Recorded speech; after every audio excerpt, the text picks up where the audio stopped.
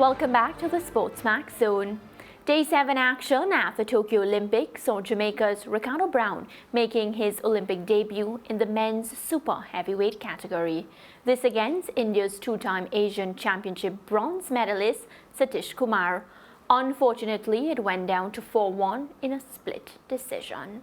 So Chris, of course, one of our Caribbean athletes, Ricardo Brown from Jamaica, giving it a shot. It's so unfortunate how the result played out. But of course, we have to give the youngster, credit for making it this far. And of course, that sort of motivation to try again next time, right?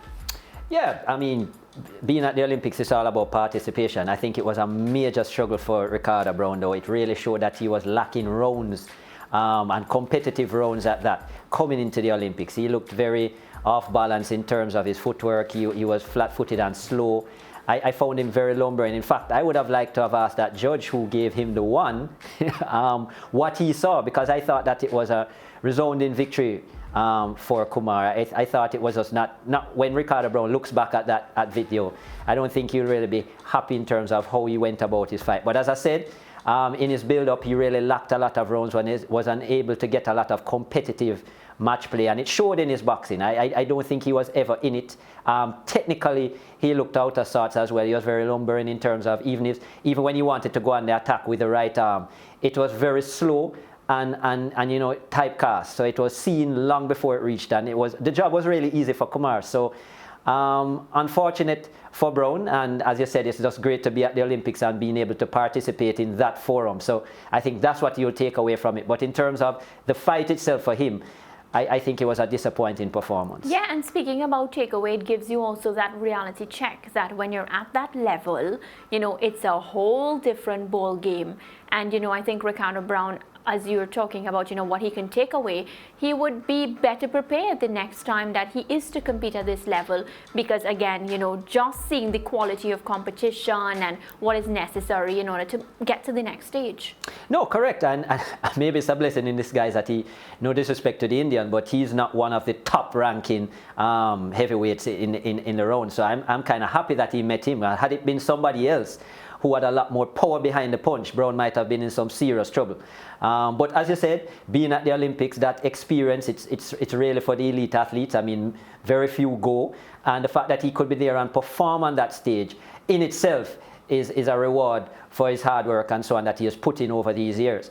But as you said, hopefully in 4 years' time, he'll have another opportunity and he can take this experience away and build on it. Exactly. Well, we're going to continue now with our Olympic discussion. And at the Sea Forest Waterway, the Caribbean and Bermuda's Dara Elizadeh and Trinidad and Tobago's Felice Chow competing in both the semifinals of the men's and women's single sculls events. Elizadeh placed third in his semifinal, while Chow was fourth in her semifinal. So, Chris, Elizadeh coming into this Olympics, do you know that 4 years ago, he was actually a teacher, and he didn't even see, himself when he did an interview with his coach recently, and the coach asked him, if you had to think about 4 years from back then, would you see yourself competing at this level? And of course, Elizadeh laughed. He said, no, not at all. But it shows as well, how much determination, how much work went into this event. And of course, he's reaping the rewards. What did you think about today's competition? No, and he's a great leader as well. I mean, he spent a lot of his time in the US.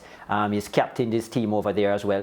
It should be noted that these semifinals were the consolation semifinals, not the medal semifinals. So in the quarterfinals, they actually, both of them, him and Felice, actually didn't make it through.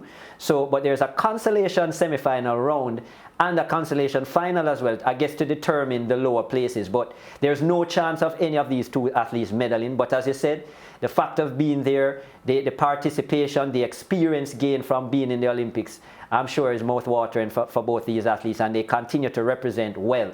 As you said, third in their semifinal and fourth respectively. So yes, he has been rowing for a long time, as I said, both in the USA and his home country as well. And this will go a far way for him, both himself and Felice, who is, she's now 44 years of age. She's been around a long time, lots of experience from Trinidad and Tobago, and she spoke about what it meant to her just to be in this event and being able to perform like this. And you know, Chris, we can't help but mention we're in the middle of a pandemic, and it's so brave of these athletes. You know, when we discuss this Olympics, we can't discuss the Olympics without thinking about the setting that we're in, you know, Correct. the environment. And so brave of these people to leave their families, of course, and travel to Japan to, you know, do what they love at this point in time. And great resilience by these two. I mean, they in their original heat, they didn't get through. They went into the repechage Yes. heat after that, and they qualified from there. Now, it would have been very easy for them to have been, you know, low on confidence and so on and fail in that second. They were able to get through there, get to the quarterfinals, which was a first for both of them, a first for both their countries as well, to progress to the quarterfinal round. And I think that's a major achievement, and that is what both of them really will take from this event. Well, in archery, the U.S. Virgin Islands' Nicholas Diamore failed to advance to the next round of the men's individual archery event, going down 6-5 to Australia's Ryan Tack. So, of course, now archery being represented. Chris, did you watch this one, and what did you make of the event? I saw pieces of it. Yeah. Very confident youngster. He's just 19 years of age, Nicholas. He actually won a silver medal in a recent European Grand Prix, so that was a big deal for him back in April, and I thought that helped him in terms of coming to this. He really had high hopes for himself. He actually thought he could have been a medalist and even go for the gold, break records and so on. And it's great to see a youngster of that age have that level of confidence. Didn't miss out by much, lost 6-5. It was a very close encounter and so on. But as you said, the experience of being here, and more we see the Caribbean being represented Yes. in other events other than just track and field. You know, a lot of other events which normally the Caribbean would not have had any athletes in, they are representing well. And I think that's an important part as well, the diversity of the Caribbean. And that's the word as we go to the break. Diversification coming from our Caribbean athletes. We're very proud. Win, lose or draw, we will be supporting you. We go to break and we come back. We have to talk some track and field.